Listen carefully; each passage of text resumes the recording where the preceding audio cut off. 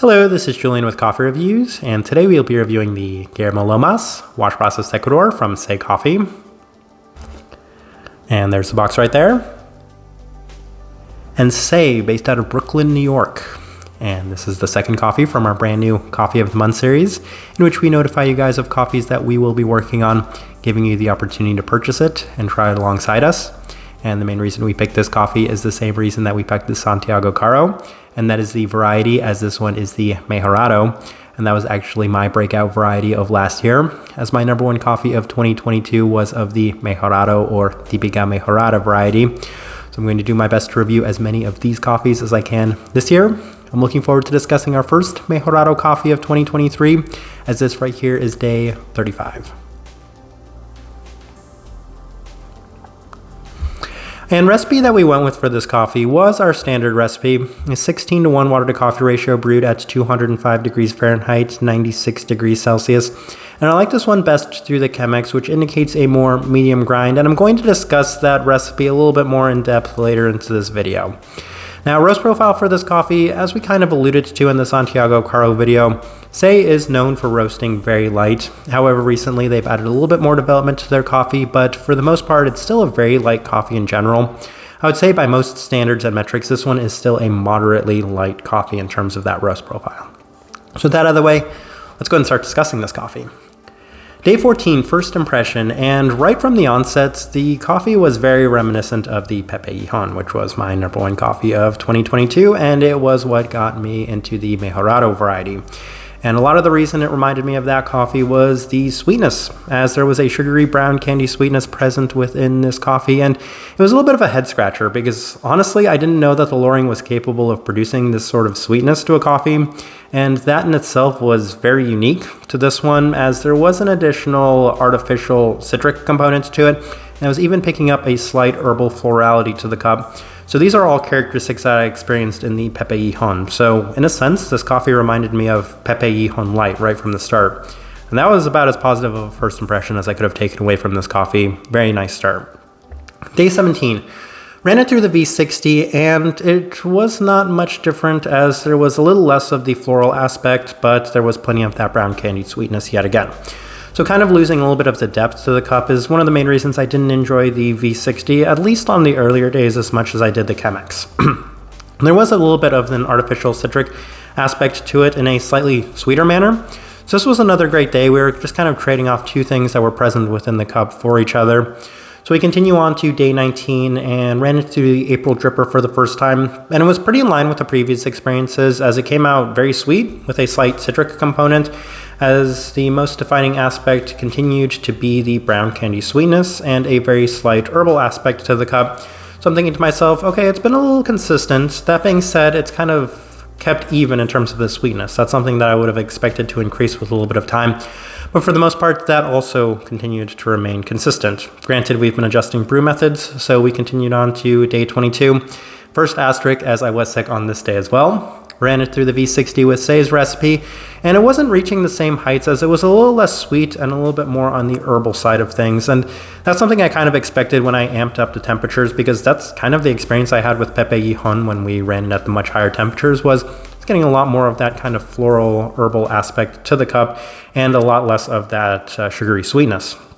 So that remained on the forefront. There was that unique orange aspect as well.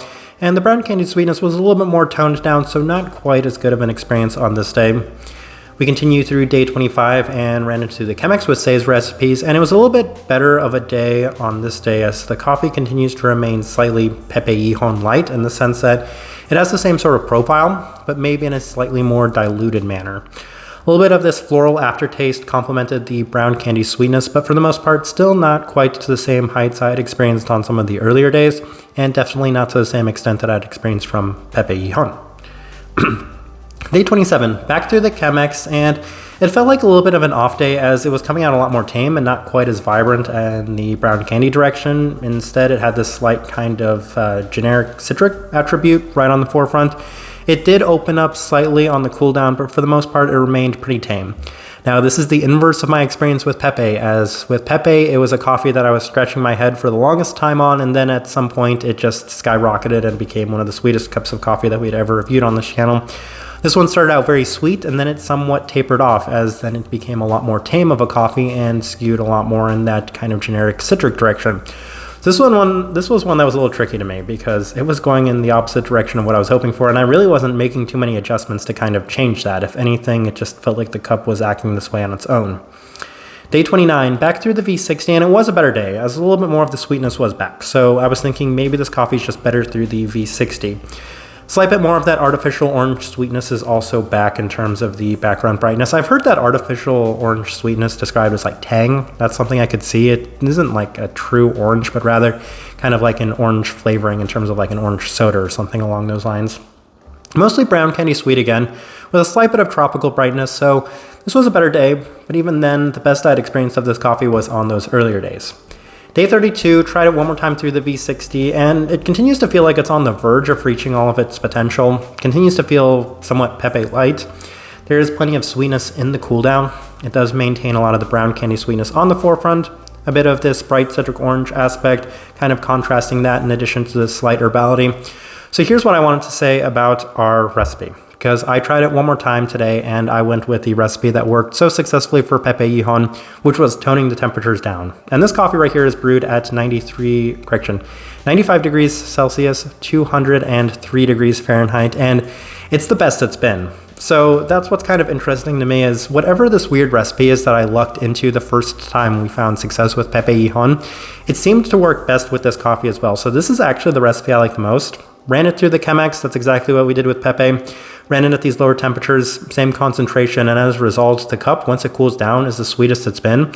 This right here would probably justify a level 5, which isn't what you're going to see on the tasting wheel, but this is kind of the best direction I can point somebody towards for this coffee in terms of a recipe. All right, let's go ahead and put up that tasting wheel so you can see what we were getting. All right, and we have a bunch of level 4s, a lot of level 4s. So let's go through those real quick, and we will start with the body at a level 4. And I think one thing that's really interesting, especially given that we just reviewed the Santiago Caro, is this one had a little bit more body than the Santiago Caro, which was by no means something I was expecting. This tasting wheel was made with the V60, so that does play a role in this, because with the Chemex, it is definitely a lot more light-bodied. I would bump that all the way down to a 2, and that just shows how much contrasting differences there are between those two brew methods. Cleanliness, level 4. Interestingly, I would say it's actually on the slightly lower side of level 4 because this one doesn't have the most defined profile to it. It still remains very clear because it's void of any of the non-clear factors, any sort of funkiness, booziness, fermentiness, anything along those lines. But even then, the kind of lack of specifically defined profile to it does make it a little tricky.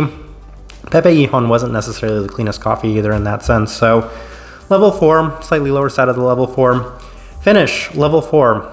Even with all of these attributes that are in this cup, this kind of artificial orange, a slight herbal aspect, and this brown candy sweetness, it's still more moderate. Nothing in it is overbearing, and that was also consistent with Pepe. So that right there, definitely on the level 4. Sweetness. That's one of the main things I did mention was lowering these temperatures really seemed to bump that up, and I'll actually discuss the acidity as well in that, because the acidity we have at level 4, but here as I'm drinking it on day 35 with these lower temperatures, these adjustments, the acidity could probably tone down. It would be a reach to put it all the way up at the level 5 in terms of the sweetness for the entirety of the time I was drinking it, but in addition to that, on this day, it would be on the lower side of level 5, higher side of level 4, but if anything, one of the sweetest coffees I've ever had from Say in general. So for that reason, I feel like it would be justified bumping it up to that level 5 from what I'm experiencing today. A couple of level 4s.